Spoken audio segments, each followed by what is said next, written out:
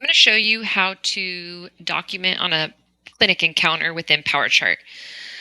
So the timing of these different events are probably going to vary by prescriber, but we know some of the main components that we need to address are the patient's problems, the patient's home medications, and we need to document the different elements of our note, which is HPI, review of systems, physical exam, and your assessment and plan. So to document the problem list, you just click here on problem list. If I'm adding just this visit problems, I'll toggle here, visit and chronic here, chronic. These different elements are what are going to check here. So if I have this visit problem and I'm adding a cough, for example, it based off of this, it's only going to have this visit checked. But maybe I want to add diabetes to this patient. And right now I have it as this visit. I can still toggle this to chronic so that that problem shows on the patient the next time that patient shows up. Um, so I will address my problem list on my patient, and I'm going to check the items that I'm seeing the patient for this visit.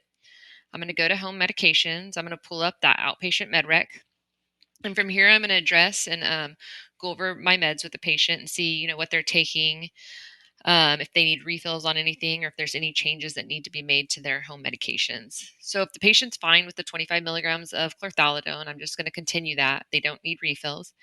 Maybe I want to increase this Farxiga to 5 milligrams. I can go ahead and I can hit this refill button. And if I click on it, I can go ahead and I can change this Farxiga to Farxiga 10 milligrams.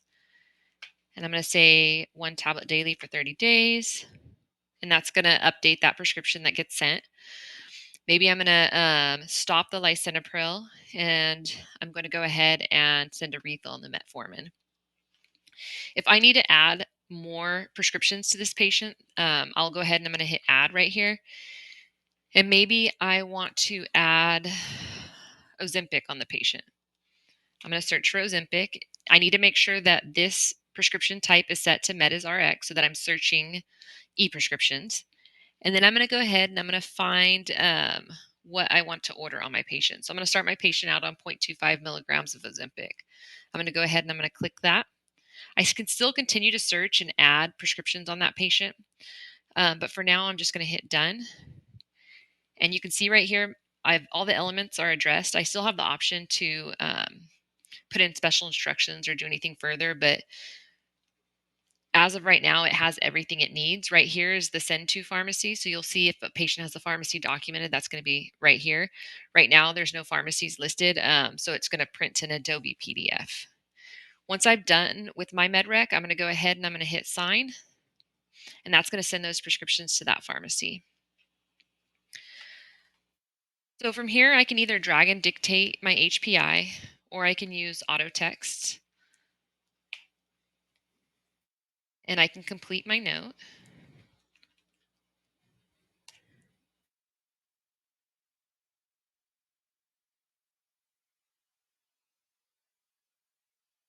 Right here under quick orders is where I'm going to find my E&M levels.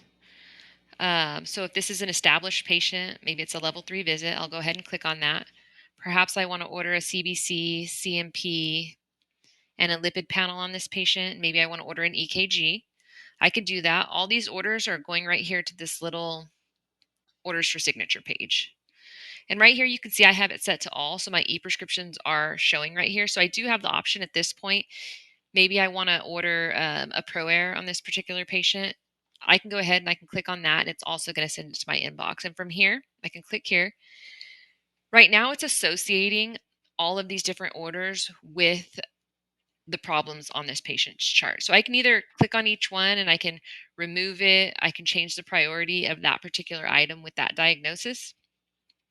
Depending on how many orders you're placing and how many problems the patient has on them, it may be easier to hit this clear all associations and then just go through and associate the different diagnoses if it is a one-to-one. It's kind of up to you, what you want these items to fall under and what you want those priorities to be. But you do handle the association of your problem to your orders from this screen right here. And then you'll just go ahead and you'll sign that prescription at that point. So that's what's going to link these orders to these problems. So I'm going to go ahead and I'm going to hit sign.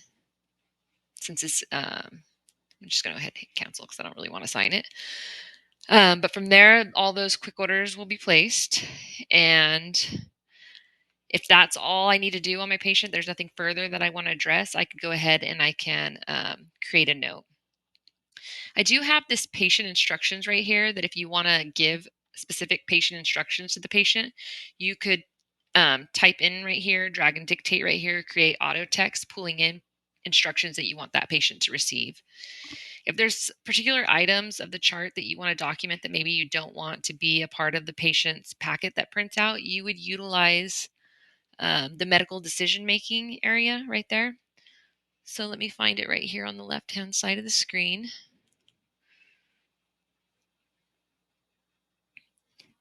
I could document those things that maybe I don't want to show in that patient summary in that area. And then I'll go ahead and I will generate my provider note. I'm going to say create a new note because this is a test patient.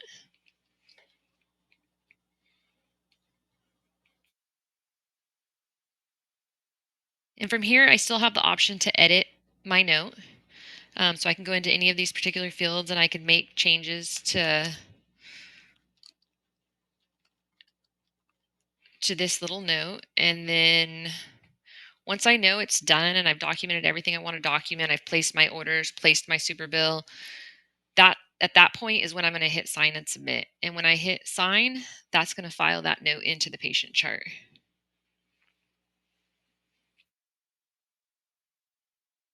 If I refresh my screen,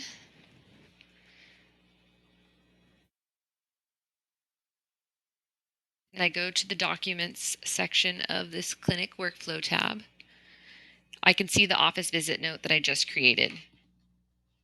And you do have the ability, if if the patient was just seen maybe a week ago and you want to copy the review of systems or a particular area of the note, you can open up that note and you can just highlight and tag, or you can highlight and pull into the area that you want that documentation to be in, and you can just drag and drop in, and then you can create your notes. So you don't necessarily have, that's another option. You don't necessarily have to type it all out if you do have a previous note that has the information that you want on it.